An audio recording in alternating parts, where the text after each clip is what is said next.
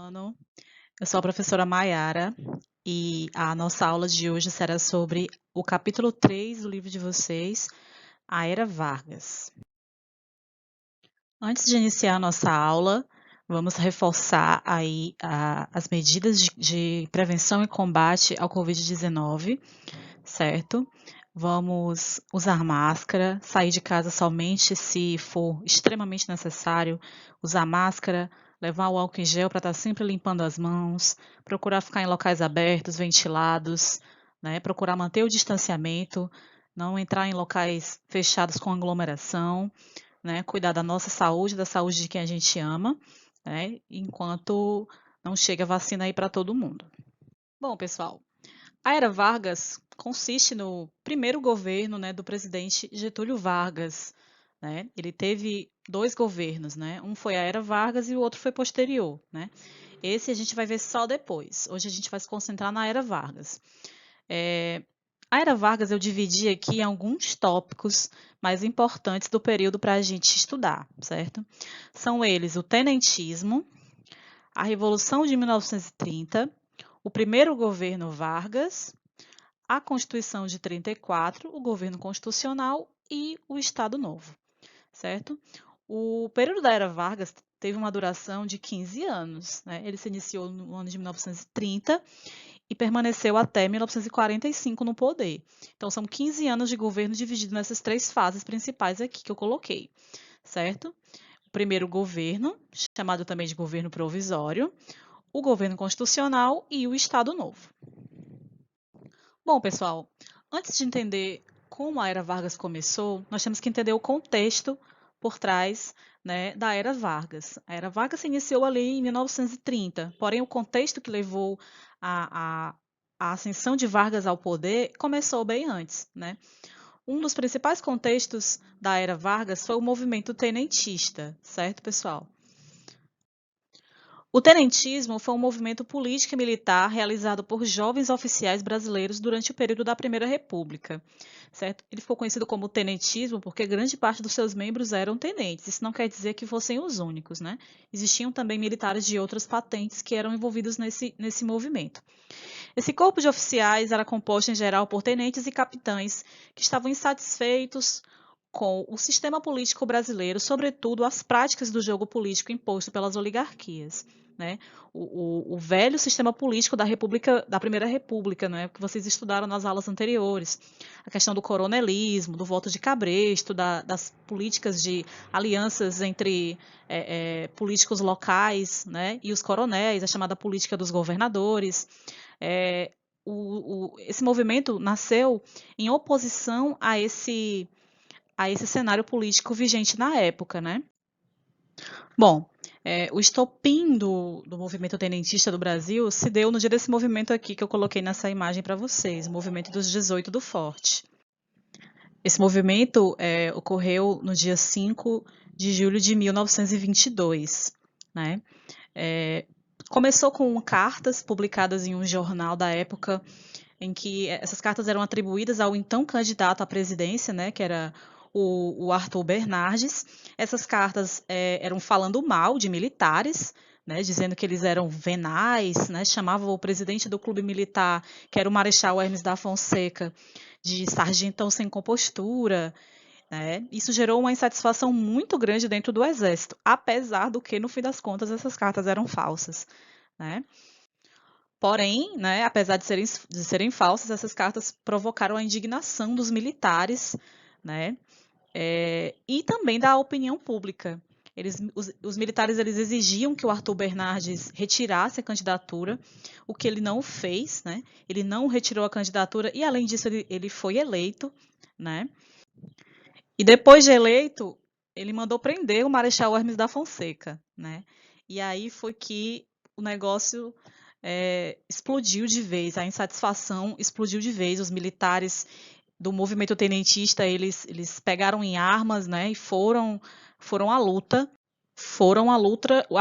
contra o governo, né? Dispostos a depor o governo e o que eles chamavam de moralizar a política do país, de salvar a política do país.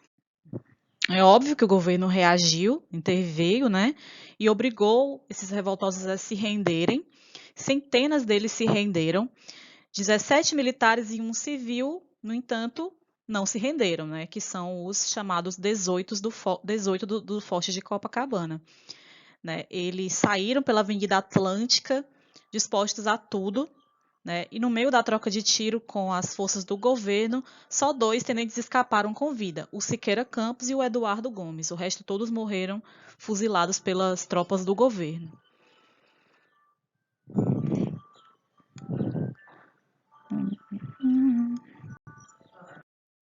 Bom, após esse episódio, 2 anos depois, ocorreu a chamada Revolução de 1924, ou também chamado por alguns livros de história de o segundo 5 de julho. Né? Foi um levante tenentista que ocorreu em São Paulo exatamente 2 anos depois do movimento lá dos 18 do Forte de Copacabana. No dia 5 de julho de 1924, o presidente do Estado, Carlos de Campos, né, presidente do Estado de São Paulo, lembrando que nessa época a gente tinha ainda as províncias, né, e a gente não chamava de governadores, chamava de presidentes.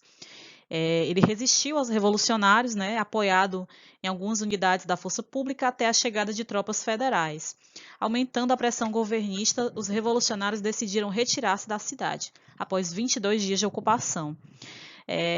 Se retiraram para o interior do estado de São Paulo e depois para o oeste do Paraná, nas proximidades de Foz do Iguaçu, em abril de 1925. A coluna paulista efetuou sua junção com outra coluna revolucionária que, sob a chefia do capitão Luiz Carlos Prestes, vinha do Rio Grande do Sul.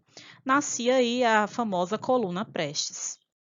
A coluna Prestes, né, assim se chamou a coluna que, sob o comando de Miguel Costa e tendo Luiz Carlos Prestes como chefe do Estado-Maior, percorreu mais de 24 mil quilômetros pelo interior brasileiro.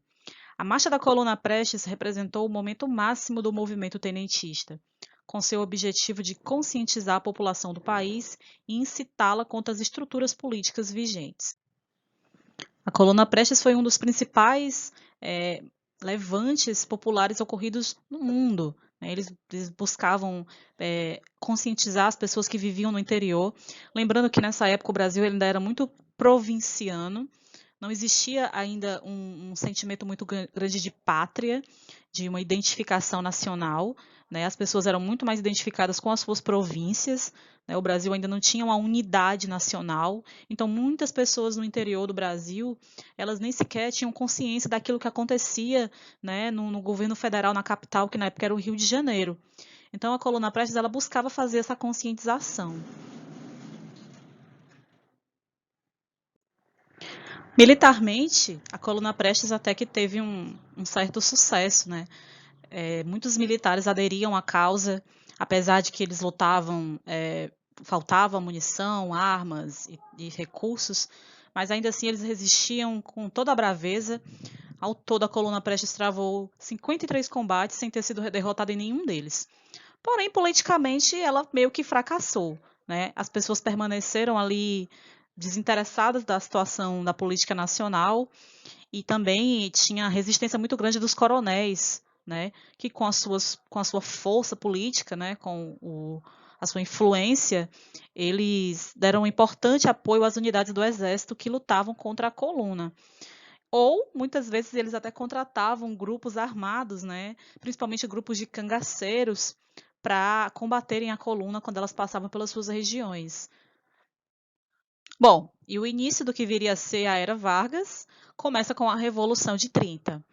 Né? A Revolução de 30 foi um golpe de Estado que depois o presidente Washington Luiz, no dia 24 de outubro de 1930, impediu a posse do presidente eleito Júlio Prestes, sob a alegação de fraude eleitoral, e também contribuíram a favor do movimento A Crise Econômica de 29 e o assassinato do político paraibano João Pessoa.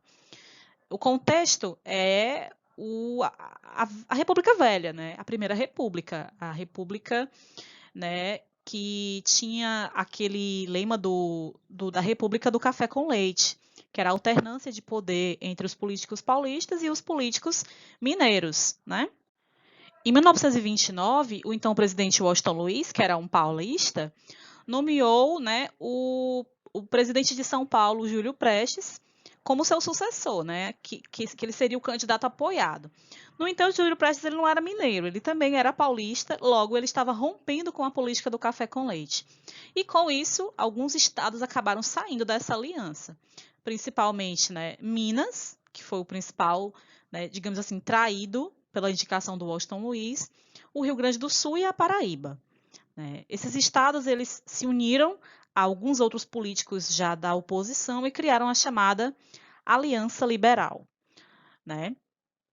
Os candidatos dessa agrupação foram o presidente do Rio Grande do Sul, Getúlio Vargas, e o presidente da Paraíba, João Pessoa. Lembrando que naquela época, o presidente e o vice, eles não se candidatavam juntos como uma chapa, né? Cada um concorria de forma separada. Eram 2 votos diferentes. Você votava no candidato a presidente e votava no candidato a vice.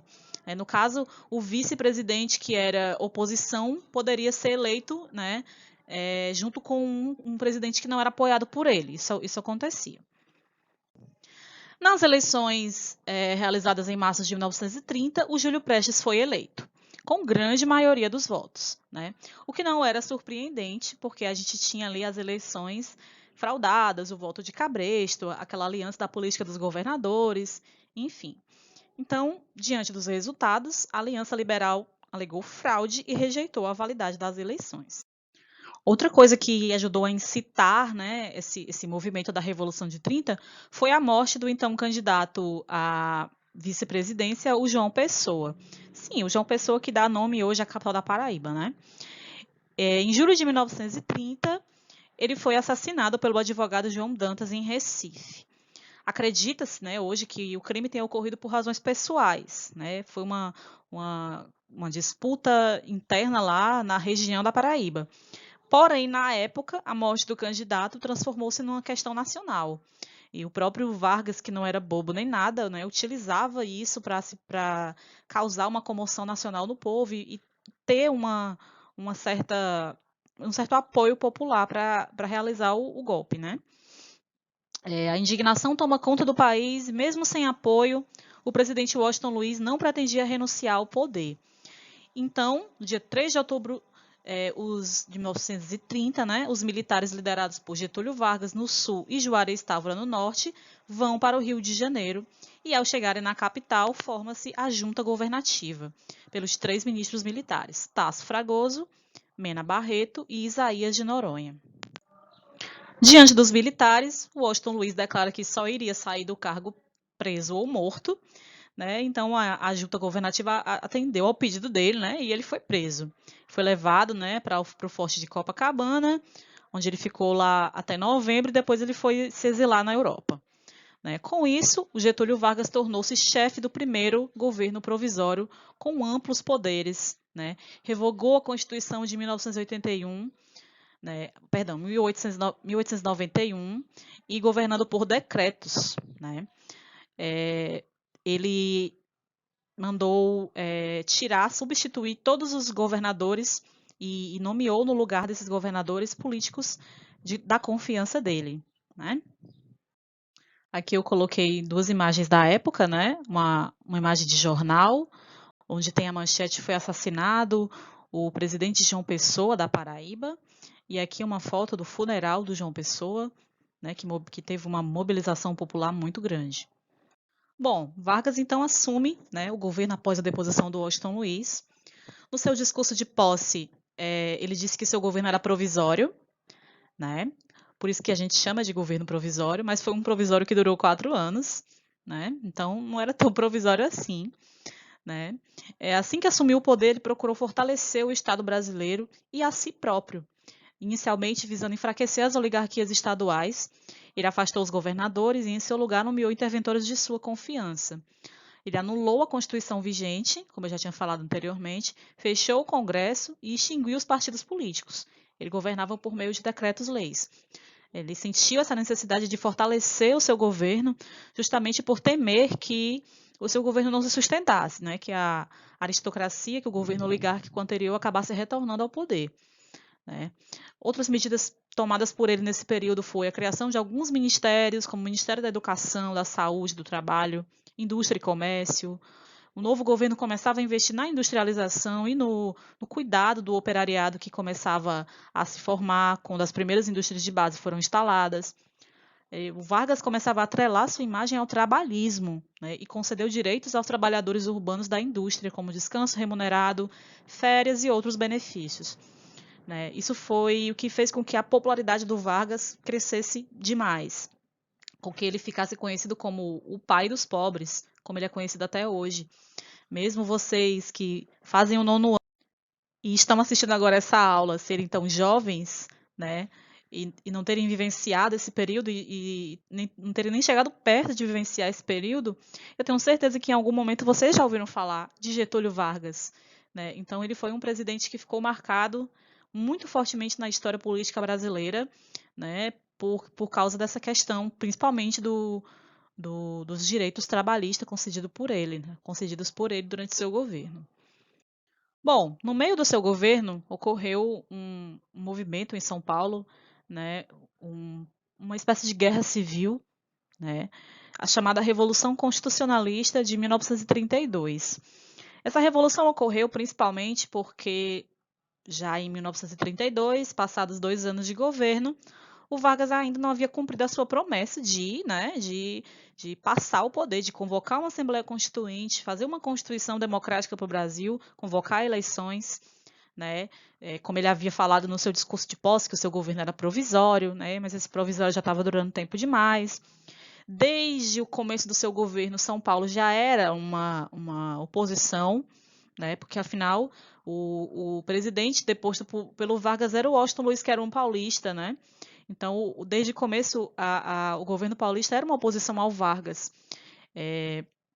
Então, desde 1930, que os paulistas não estavam mais na presidência da República, e por conta disso, em 32, eles começaram uma luta armada, né? Eles acusavam o Getúlio de governar o Brasil como se fosse um ditador. Eu coloquei aqui esse panfleto da época, né, que os revoltosos usavam abaixo a ditadura, né, eles consideravam o Vargas um ditador. Então, eles lutavam para que ocorresse a convocação da Assembleia Constituinte e o Brasil voltasse a ser governado por um presidente eleito pelo povo. Euclides Figueiredo, um dos chefes da Revolução Paulista, afirmou que até a data de início do combate, São Paulo aguardava o apoio de Minas Gerais e do Rio Grande do Sul. Porém, esse apoio não veio e os paulistas lutaram mesmo foi sozinhos. Eles se renderam 2 meses depois. Óbvio que eles não tinham a menor chance contra o governo federal, que tinha, né, o exército ao seu lado. Os revoltosos foram presos, né, porém depois eles foram anistiados, né, ou seja, eles foram soltos, perdoados, não responderam por nada. E até hoje os paulistas se orgulham muito dessa data em que pegaram em armas contra Getúlio Vargas e a favor da Constituição. Bom, apesar da derrota militar na Revolução Constitucionalista, o Vargas atendeu ao pedido dos paulistas, né? Em 1933, o Congresso foi reaberto. Vargas convocou uma Assembleia Constituinte para elaborar uma Constituição para o Brasil, e essa Constituição foi promulgada, né, em 1934.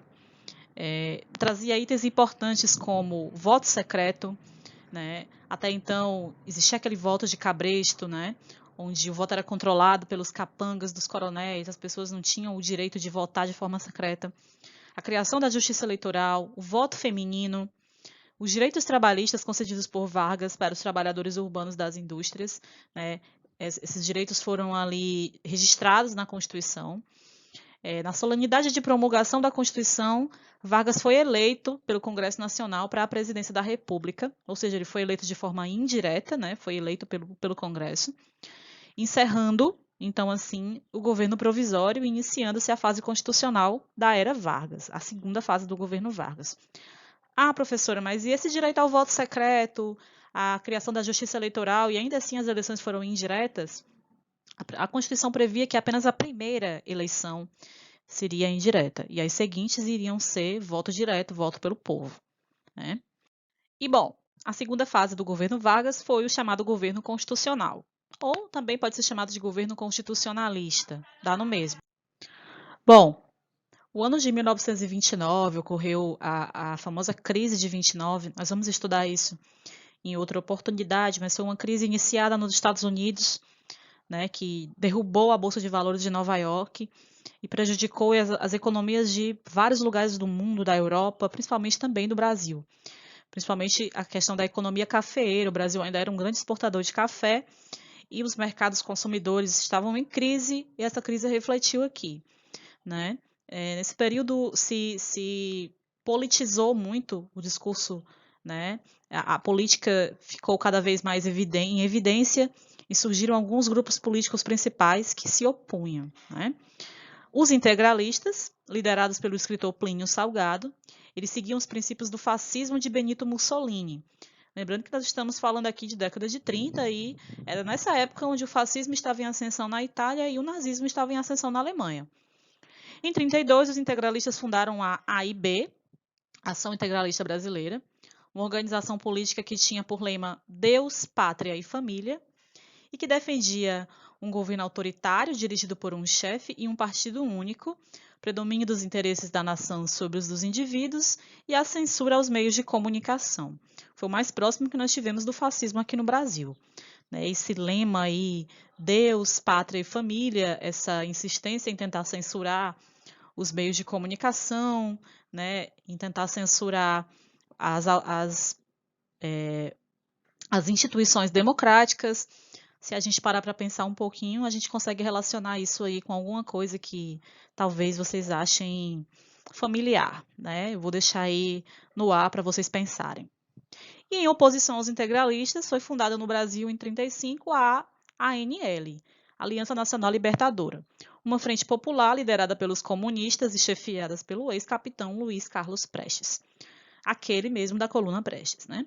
Os principais pontos do programa aliciancistas era não pagamento da dívida externa brasileira, nacionalização das empresas estrangeiras, reforma agrária, formulação de um governo popular. Esses eram os dois principais correntes políticas vigentes na época. O Vargas ele estava ali mais para o integralismo, né? Ele era apoiador do integralismo. Bom, estava chegando perto de 1938, que é quando seriam as eleições, e o Vargas ele não estava muito interessado em sair do poder. Lembrando que naquela época nem existia reeleição, né? A reeleição é uma criação bem recente da década de 90. Então, o Vargas ele armou todo um golpe para poder permanecer no poder. Durante o governo Vargas, os grupos dos aliancistas, né, foram muito perseguidos, né? O Luiz Carlos Prestes, inclusive, ele chegou a ser preso, né? Ele e a sua esposa, a Olga Benário Prestes, tem até um filme que conta a história dela, muito conhecido, Olga, né? A Olga, ela era uma alemã judia que estava vivendo no Brasil durante o período da Segunda Guerra Mundial. Ela foi presa e ela foi deportada para a Alemanha nazista, né? Ela foi para um campo de concentração e lá ela morreu, né? Inclusive ela foi deportada grávida, né? A filha dela felizmente sobreviveu, Anita Benário Prestes, que inclusive ainda está viva até hoje, é uma historiadora, né? Então, assim, para permanecer no poder, o Vargas ele criou toda uma história de que os aliancistas estavam planejando dar um golpe comunista no Brasil, né? O chamado Plano Cohen. Então, o Vargas ele decretou um estado de guerra no Brasil em 1936 e essa medida vigorou até 1937, sendo caracterizada por grande repressão e restrição às liberdades individuais dos cidadãos. E alegando o período de um golpe por parte da esquerda, chamado Plano Cohen, que depois, obviamente, foi descoberto que era falso, o Vargas, apoiado por militares, integralistas e conservadores, instaurou o Estado Novo. A terceira fase da era Vargas, que vai de 37 a 45 e que foi uma ditadura. Bom, então vamos lá. O Estado Novo foi implantado no dia 10 de novembro de 37. O próprio Vargas comunicou, né, no rádio, através do programa Hora do Brasil, né, que foi a origem ali do que a gente conhece hoje como a Voz do Brasil, foi criada na época do Vargas, né? As ações tomadas golpeavam diretamente as instituições democráticas, ou seja, era uma ditadura. O Congresso Nacional foi fechado, assim como as assembleias estaduais, câmaras municipais e os partidos políticos foram proibidos. E ele impôs ao país a Constituição de 1937, que permitia ao presidente governar por decretos-leis. As eleições presidenciais foram suspensas, as greves proibidas e os sindicatos passaram a ser ainda mais controlados pelo governo. Uma das características da política do Vargas era o trabalhismo. O que era o trabalhismo? Era a exaltação da questão do trabalho, de que o trabalho dignifica o homem, de que a melhor maneira de se crescer é através do trabalho, que o homem que trabalha é um homem digno, né? E que consistia também em conceder benefícios aos trabalhadores e, ao mesmo tempo, fazer propaganda de que foi concedido com a intenção de divulgá-lo e de despertar do trabalhador o sentimento de gratidão e de retribuição. É tipo assim, o trabalho é muito bom, maravilhoso, e eu estou te dando o trabalho. Então, se eu estou te dando um trabalho, então é porque eu sou uma pessoa muito boa, né? Então, era uma estratégia do Vargas de conquistar cada vez mais o apoio popular. Apesar de ser um ditador, o Vargas ele gostava de ter o apoio popular, né? De governar, de ter aquela legitimidade para governar, mesmo quando era um governo ditatorial. Outro importante órgão do governo Vargas no período do Estado Novo foi o DIP, o Departamento de Propaganda e Imprensa. Foi criado em 1939 e tinha dois objetivos principais. O primeiro deles era censura, tudo aquilo que era produzido no país, jornal, né, revista, qualquer tipo de impresso, era revisado pelo DIP, né, para saber se ele realmente podia ser aprovado, inclusive músicas, né, e somente se ele estivesse de acordo com a política varguista é que ele era aprovado pelo DIP e podia ser publicado. E a segunda coisa era a própria propaganda do presidente, né? A propaganda procurava sempre mostrar o Vargas como um homem bom, um presidente cumprimentando criancinhas ou dando esmolas para mendigos. Procurava sempre exaltar a imagem do patriotismo, né? Então, o Vargas ele tinha esse programa, A Hora do Brasil, onde todas as noites ele estava no rádio falando com o seu povo, o que era uma coisa assim pioneira no Brasil, né? Foi a primeira vez que o presidente ia para o rádio falar com as pessoas sentiam ali que o presidente estava na cozinha delas, então elas se sentiam mais próximas, então isso ia criando um elo muito grande, ia criando um apoio popular cada vez maior em torno do governo Vargas. Outro ponto importante do governo Vargas nesse período foi a nascente industrialização brasileira, né? Que ocorreu principalmente por causa da Segunda Guerra Mundial. Como os países onde o Brasil comprava industrializados, principalmente Estados Unidos e Europa Ocidental, estavam ali envolvidos na guerra, com seus mercados, com suas indústrias concentradas na guerra, o Brasil não tinha mais como importar deles, então começou a ter que produzir, né, ter que desenvolver a sua indústria. Esse processo ele é conhecido como industrialização por substituição de importações. O governo Vargas criou também o Conselho Nacional do Petróleo. No ano seguinte, perfurava-se em Lobato, na Bahia, o primeiro poço de petróleo produtivo no Brasil. Além disso, para estimular a industrialização, seu governo investiu na criação de grandes empresas, da siderúrgica, como a usina de Volta Redonda, no Rio de Janeiro, a Companhia Vale do Rio Doce, na extração de minérios, companhias hidrelétricas do São Francisco. Posteriormente, lá no seu segundo governo, Vargas iria criar também a Petrobras, mas ainda não foi nesse período aqui. Bom, de 1939 a 45 teve a Segunda Guerra Mundial, certo? Na Segunda Guerra Mundial, o Brasil lutou na guerra ao lado dos chamados aliados, que lutavam contra as ditaduras fascistas da Europa, o fascismo e o nazismo. O governo brasileiro ele até demorou um pouco para se decidir de qual lado ficaria, mas acabou entrando do lado dos aliados, O próprio presidente dos Estados Unidos prometeu ali a construção das hidrelétricas, das usinas, no Brasil, em troca desse apoio. Então, assim, aumentou-se muito a pressão sobre Vargas, porque era uma contradição muito grande o governo brasileiro mandar um exército para a Europa, para a guerra, para lutar contra as ditaduras, enquanto que aqui no Brasil a gente tinha uma ditadura. Já era 1945, Vargas já estava no poder há 15 anos, Então, assim, Em outubro de 43, ainda pouco antes, os políticos de Minas Gerais lançaram o Manifesto dos Mineiros, exigindo a democratização do país. E no mesmo ano veio também a UNE, União Nacional dos Estudantes, saíram em passeata contra o governo, né, percebendo que a oposição ao seu governo estava se fortalecendo, inclusive no âmbito internacional. Né, alguns outros países também tinham essa ideia de que não fazia sentido o Brasil lutar contra ditaduras e ser uma ditadura. O Vargas ele decidiu ele mesmo liderar o processo de redemocratização do Brasil. Então, em 45, ele anistiou os condenados políticos, né, que estavam presos, que foram presos durante seu governo, e marcou as eleições presidenciais para dezembro daquele ano. O Vargas, porém, ele não era bobo nem nada, né? Ele fazia jogo duplo. Ao mesmo tempo em que ele publicamente se declarava que estava organizando as eleições, ele também apoiava, ele também incentivava o chamado queremismo, que era o quê? Que era um movimento em que ele incentivava as pessoas a declararem que queriam que ele permanecesse no poder, né? Ao chamado Queremos Vargas. Assustados com a enorme popularidade do ditador, então as oposições militares e civis uniram-se para derrubá-lo e em 29 de outubro de 45, tropas lideradas pelo general Góes Monteiro forçaram Vargas a renunciar. O Estado Novo, então, chegava ao fim depois de 15 anos. A força política do Vargas não acabou com o fim da era Vargas, tanto que posteriormente ele retorna ao poder, dessa vez eleito pelo voto popular, né? E o candidato que ele apoiou nas eleições de 45, que era o Eurico Gaspar Dutra, né? Foi eleito com ampla maioria dos votos.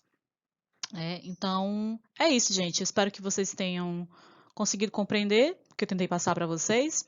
A questão do contexto do pré-era Vargas, né, do tenentismo, que surgiu como oposição às políticas oligárquicas, da coluna Prestes, que foi ali o auge do tenentismo, da Revolução de 30, da chegada de Vargas ao poder, da Constituição de 34, que iniciou um governo constitucional, né, do golpe de 37, o golpe do Estado Novo, que iniciou uma ditadura, onde Vargas permaneceu até 45, e do contexto do fim do Estado Novo, que foi ali também o fim da Segunda Guerra Mundial. Espero que vocês tenham gostado da aula, né? Um abraço e até a próxima.